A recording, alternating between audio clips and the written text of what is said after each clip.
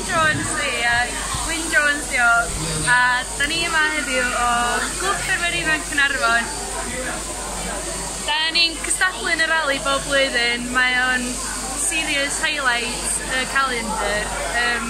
Heddiw dwi wedi bod brysur yn neud pethau crefft, da ni'n tynnu'r haff wedyn, da ni wedi bod yn dawnsio a neud actau hwangerddi a falle, a dwi wedi bod yn cystadlu yn y sioe ffasiwn.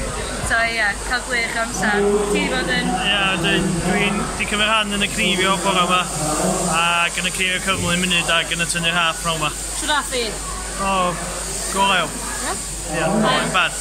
Gobeithio cael llwyddiant o tynnu'r haff, definite. Siwt hwyl mae Clwb Caernarfon yn cael arni heddi?